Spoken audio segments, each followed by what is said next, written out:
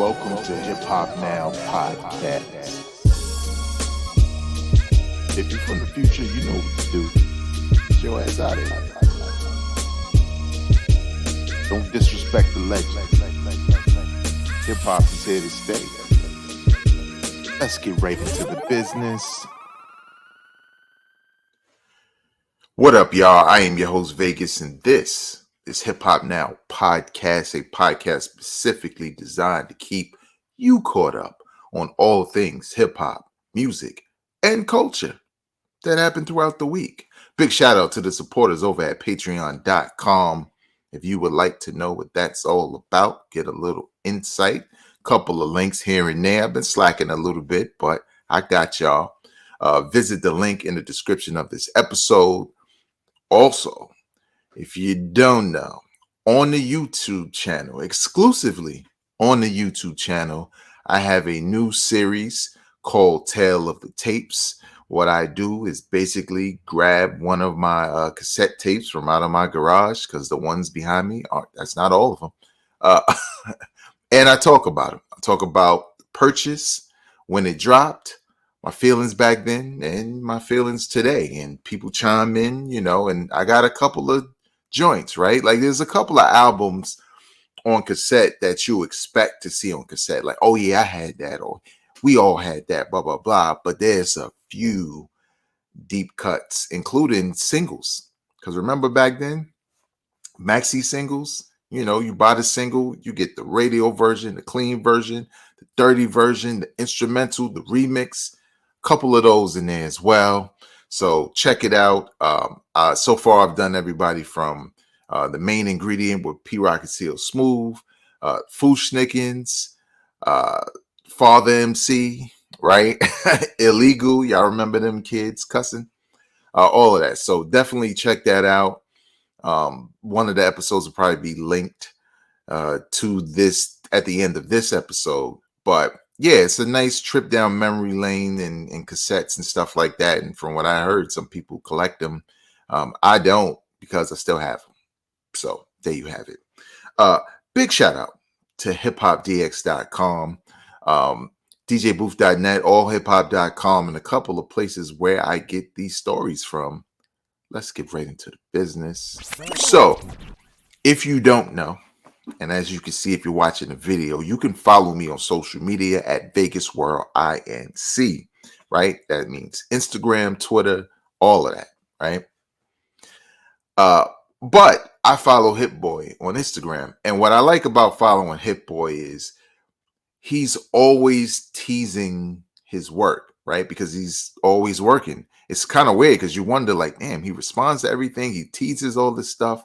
When is he actually working on it? Well, obviously he's working on music all the time. He just dropped a joint with him and Alchemist that has been on repeat for me.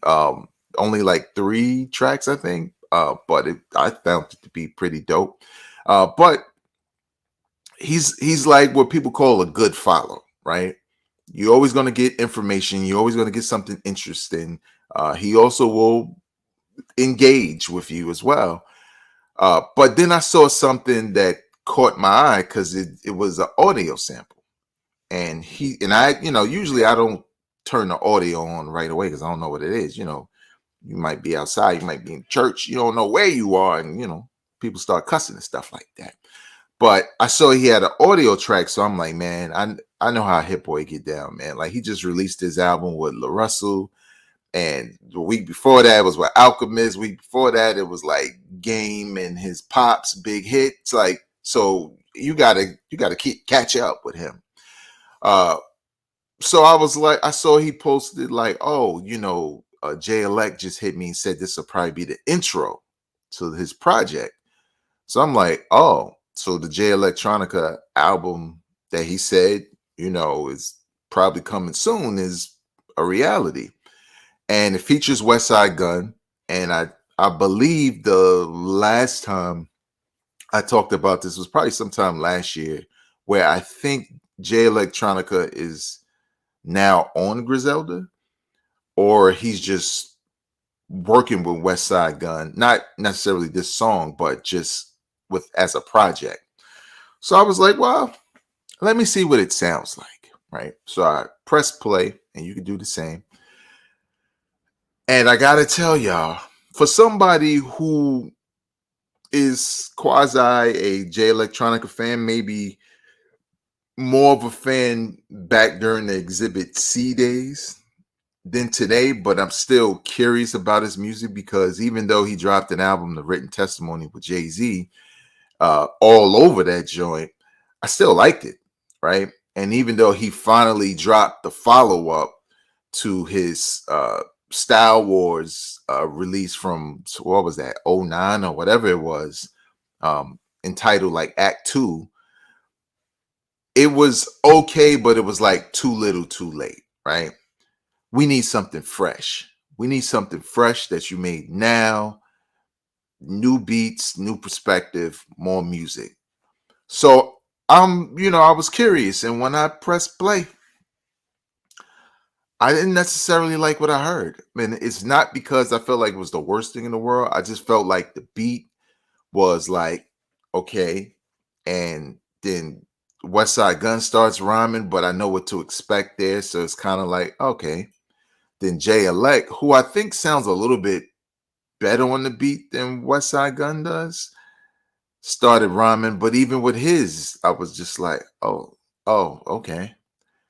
It's just okay. And I haven't heard the whole thing, but I've heard enough, right? You basically hearing two verses damn near. And it's just kind of like, I don't know where this is going, you know. J Electronica is difficult. It's difficult to nail down what your expectations should be for his project. For one, of course, it took like 10 years for him to even drop a project. And then Jay-Z's all over that. And even though I liked it, it was a collaborative album. And then when he finally drops a project that he'd been holding on to forever, that's actually his, it's heavy on the skits and interludes. And you just don't know where you're headed, right?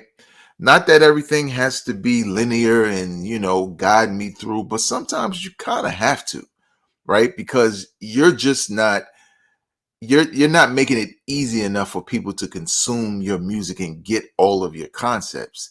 So when I hear something like this, it just sounds like a song, right? Doesn't get me hyped. Like the Hit Boy and Alchemist project being teased got me more hyped than hearing J Electronica and West Side Gun on a Hit Boy beat. That it makes no sense. I should be just as excited. But it was kind of underwhelming. Now that doesn't mean the album's gonna be that. That doesn't even mean the album's coming anytime soon. Because Stove God just dropped a single. So maybe Stove God got an album coming really soon. That was also underwhelming. So even though in 2024 so far there are a couple of projects I could point to and say this is dope. I think Huss Kingpin has a very dope project with Knife Wonder. I think Shay Noir has a very dope EP. Alchemist and Hit Boy, that joint was on repeat. And then there's a few others, right, who dropped projects that I'm like, yo, I kind of dig this joint. But the ones I like anticipate, like I'm highly anticipating, I'm not even that hyped. I want to hear it. Like Benny the Butcher. I listen to it all the time because I'm a Benny the Butcher fan. I'm not disappointed all the time or underwhelmed all the time. I wish it was a little bit better, but what's there I like. So it's cool. But for the most part, the guys I like have been underwhelming. Now, one last thing, since we talking previews, right? We already talked about J Elect preview, and there's a new Stove God record out. Also teased, and this was teased in a Twitter post, probably Instagram also, but I saw it on Twitter. Freddie Gibbs and Madlib with a new project. Now, what I like most about that, they're 2 for 2. They are 2 for 2 as far as them two working together on the album. So third time's the charm. Freddie Gibbs, it's been a while since he dropped. So I'm ready. I do not want that to also be underwhelming once we get there. I'm trying to temper my expectations, but now I'm kind of worried because I'm like, well, damn, all the dudes who I would be hyped, like, yes, we got a project from him and him and him. You kind of listen, you're like, oh, this ain't it. This not it. So we shall see. What do you think? Did you hear the Jay Electronica snippet? Did you hear the Stove God record? What are your thoughts? Leave your thoughts in the comment section if you're watching this on YouTube. I do read them and I do respond. So the 2024 Grammy Awards took place not that long ago from the future. If you are from the future, get your punk ass out of here. And that's because you already know what happened, okay? But we all know what happened, right? And I'm not gonna go in the years past. I would kind of go through the categories as it relates to hip hop and say who won. But as y'all know, I just don't watch award shows. I don't. It's they're too long, and half the time it's really only like one or two really great performances that don't require a bunch of lights and pyrotechnics and stuff like that, and a million dances and stuff like that. I just really catch the results, like the highlights. To me, it's a short, and I'm like, oh, he won, oh, she won, blah blah blah. We're just going to stick to one thing, and that is the album of the year, hip hop album, best hip hop album, right? That was the category of, but it doesn't matter because in the hip hop category, Killer Mike won all three. I think it was three categories, which is dope. If you've been watching this podcast, especially last year when it dropped, I did an episode talking about this is the top 5 album instantly. The name of the Killer Mike album is Michael, by the way, if you're interested in listening. When it dropped, I was like, oh, this is already one of the best of the year. By the end of the year, it was right at the top. This is hands down the best album of the year to me. And it beat out Drake and 21 Savage, rightfully so. That album is trash. I don't care what you say, kids. There's one or two joints I like. I ain't go front.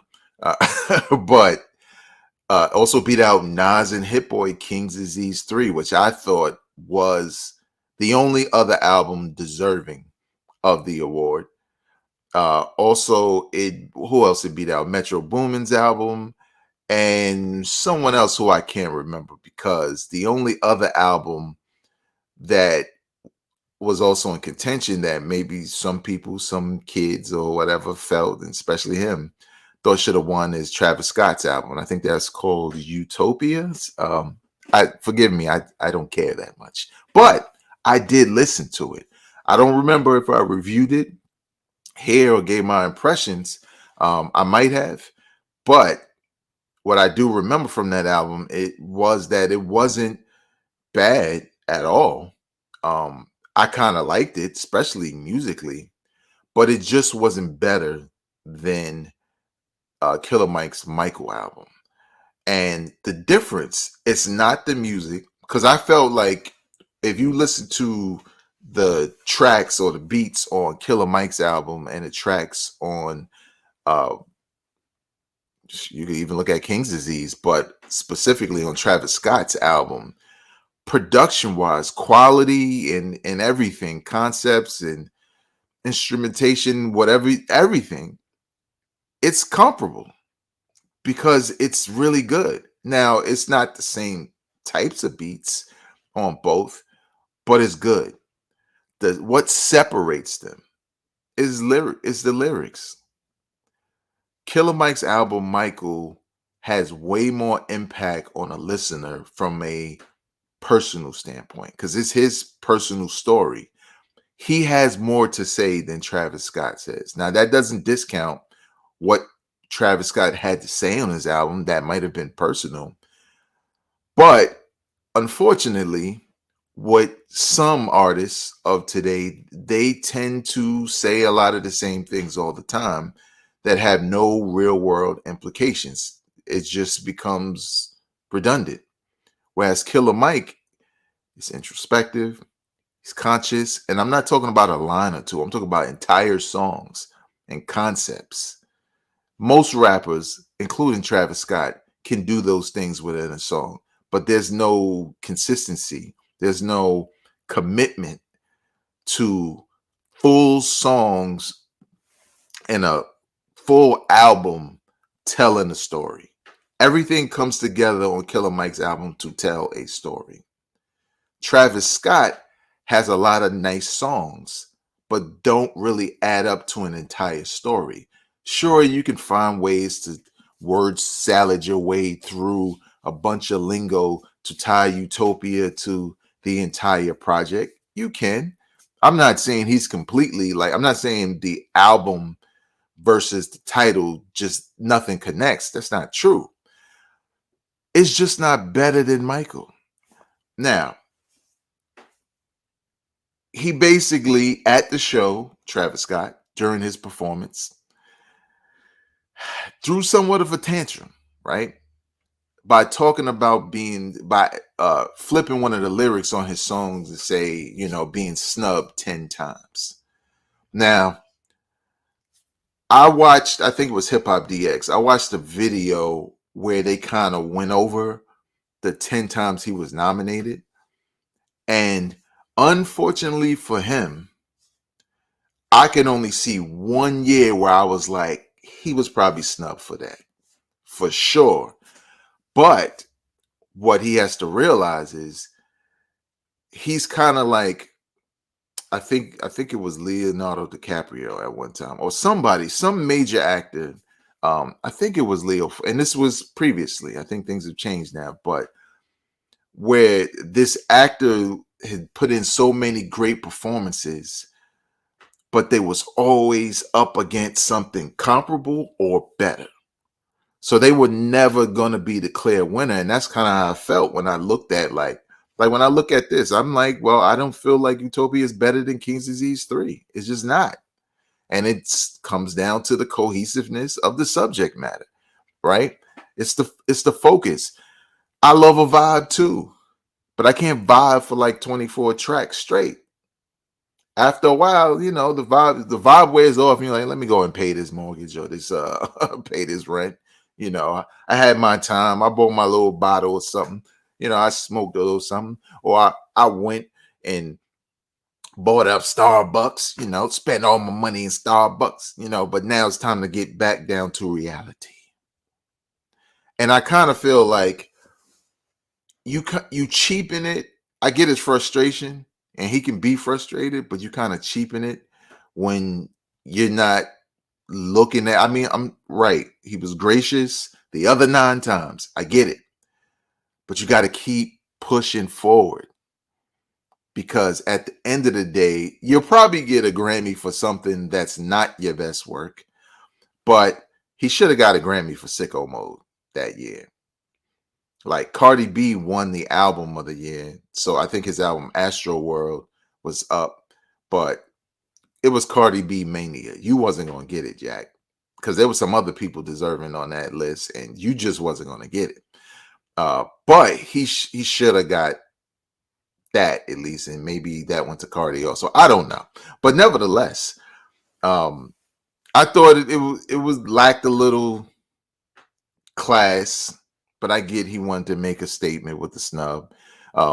They tried to say that him slamming the chairs all around was also him being frustrated with being snubbed, but when I look at that video, I think the chairs smashing was always planned. Because what are you going to do? Like, you see you lost, and then you like, give me 10 chairs out the back. Like, who does that? And all black, so it matches everything on the set. No, I think that was planned. Now, the way he was swinging them joints, it just so happens like, oh yeah, I got a chair slamming segment. I'm about to take some frustration out on these speakers in the floor and the stage.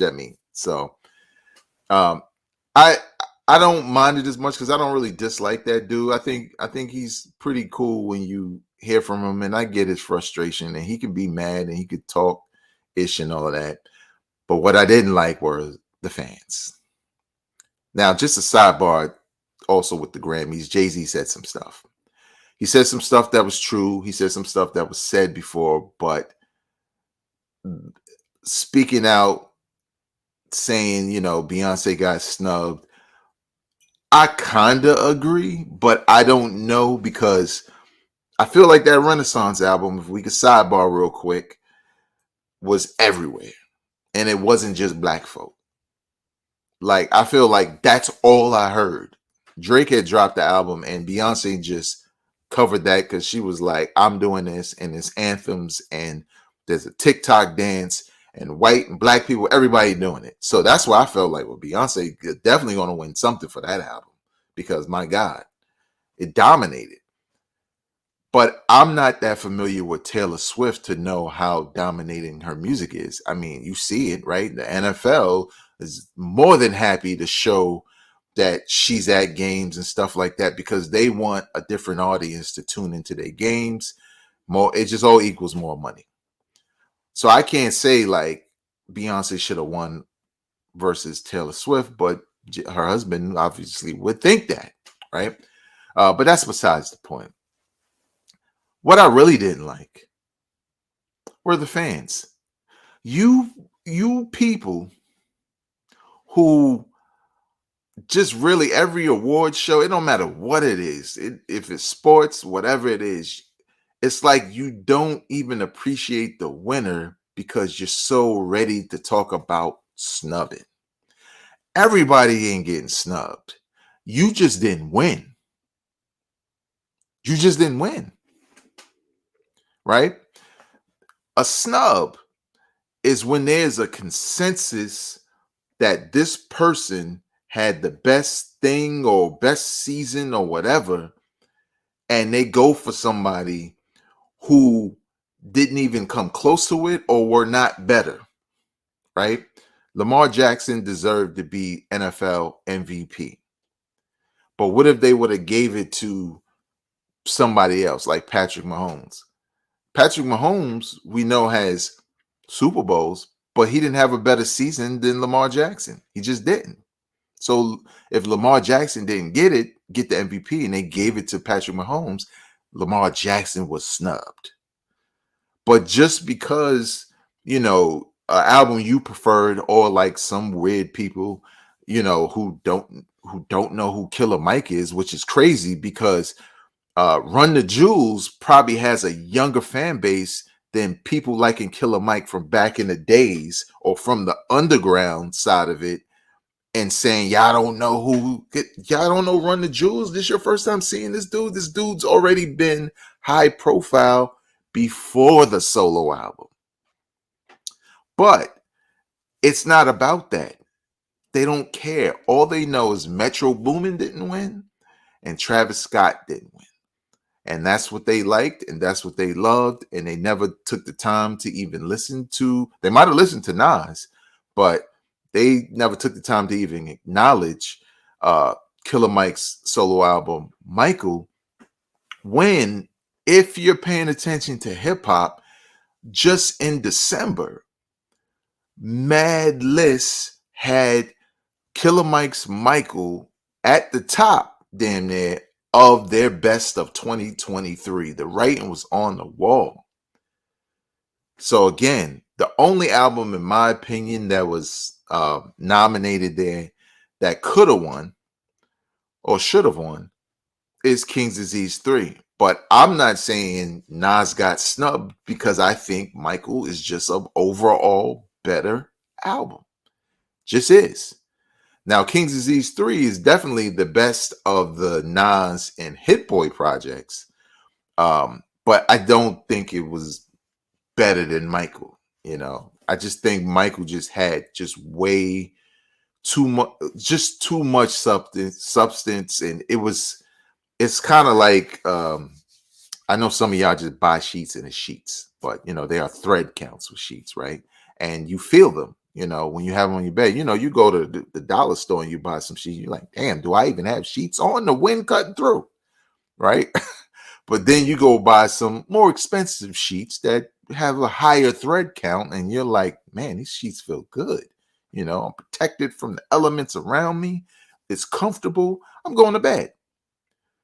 And that's my analogy for that. But that's the difference, right? It's just more depth within Killer Mike's Michael than his counterparts, but the majority of those albums up there were good albums. It's just that there can only be one winner. And just because you didn't win doesn't mean you were snubbed. But I do get Travis Scott's frustration because if there's like 10 times of you hoping to get one, you're gonna lose it. So I'm I'm not too mad. I just think it could have been handled in a different way. What do you think? Did you watch the Grammys? What do you think about this whole snubbing? Did you think Killer Mike deserved to win? Did you think he deserved to sweep? And we know he was in handcuffs not too long after that, but that's not what we do here. We talk music. And lastly, if you don't know, recently hip hop celebrated the 50th birthday, or would have been the 50th year of his life, Jay Dilla. If you don't know who Jay Dilla is, he is one of the greatest hip hop producers of all time, and not really known for a bunch of hits, even though he's done it. But it probably plays more into the technique and his passion for hip hop. He died a few years back, and ever since then, there's been Dilla Day and Happy Birthday and books and mixes and number of artists using his music to rap over after he passed. It's just been dope to see him get celebrated like that, because he wasn't as celebrated as much as he should have been within hip hop. And, you know, obviously people like Busta Rhymes chimed in and he said, "Happy 50 to the greatest to ever do it. My favorite producer ever and one of my favorite MCs ever. I will forever represent you through my work, King." Common also chimed in, "There isn't a day that goes by that my life isn't moved and touched by what you brought to it. Thank you, my great brother, for blessing me and the talent with your gifts and your artistry and your genius. You are the greatest. We celebrate your born day on the planet. Happy birthday, Jay Dilla." And it kind of goes on and on. Pete Rock, you know, chimed in. Happy born day to the GOAT. His physical is missed, but his greatness is still here with us. That's high praise. And DJ Jazzy Jeff also called greatest of all time and a genius in one of his messages. These are legends already in the game paying homage to Jay Dilla and what he's done. If you don't know, there was a book that came out maybe 2 years ago called Dilla Time that ironically I'm still reading, but but I do have a review coming up pretty soon that kind of broke down the method to Dilla's madness, which is his production and his influences in Detroit in general. And just to talk real quick on that book and why, you know, these legends in the hip hop game feel this way about him and hip hop heads in general. This man essentially created another way to hear rhythm through the beats he produced. I'll say, like I've always said, I remember back when I heard some of his beats, mostly like with Slum Village, and I used to feel like it was off beat. Like, what? Something about this beat is like off. Like it's not in the pocket. And later on, I grew to know that he was basically changing how you hear music, you know, how you were used to hearing music. And I'm not really going to get into it, but it's definitely in that Dilla Time book where it's broken down the beat. Like it's off. But if you understand in the way in which he sampled and created some of these beats that sound off, and you listen to it within the rhythm pattern that he designed, with this beat, then you can hear it. Then it's not off. And that's magic, right? Because when you take people who are used to hearing rhythm in a certain way, and anything that's not that way is offbeat and not good to most people, but you can tweak their way of listening and how they approach the music to create a new rhythm, well, you're a genius. There's a lot of people who produce and make great music and are called geniuses, but this is a real genius. Anytime you can change the way people hear music, and you're not like a bona fide, I'm not saying he's not, but you're not known as a musician, and musicians emulate you as a result, you're a genius. And that's what Jay Dilla is, man. So obviously you can do the knowledge and learn about him and learn about the music he did produce that you do know. There's so many people who are rapped over Dilla beats, from Common to Busta Rhymes to Nas to Tribe Called Quest to Raekwon, like the Wu. It's crazy. And the man was a chameleon with the beat making. He can make a beat that you like. Q-Tip definitely made that. No, Dilla made that. He can make another beat. RZA definitely made that one. No, Dilla did that. It's just that he's not necessarily a household name.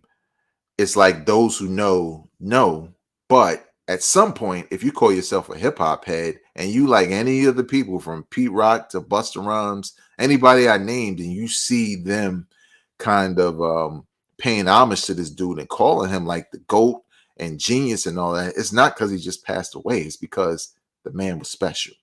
So happy birthday to Jay Dilla. Go out and listen to some Dilla music today. That's going to do it for me. You can follow me on social media at Vegas World INC. And obviously, this podcast is available in audio form. So you can listen on Apple Podcasts or Spotify or wherever platform you enjoy it. But also, you can watch the podcast right here on YouTube. I am headed in the direction of 500 followers. That is the goal, at least by the end of this year. 500 subscribers on YouTube. And right now we're approaching 390. We can get to 400 easy, but I definitely need to get to 500. So what I ask you to do is, if you can't join the Patreon, you're like, yo, I ain't got it, fam. That's cool. Subscribe, like if you like it, but more importantly, wherever you hang out in the digital space, share it with people you know enjoy this kind of content. Until next time, y'all, I'm not a critic, I'm a fan. Peace.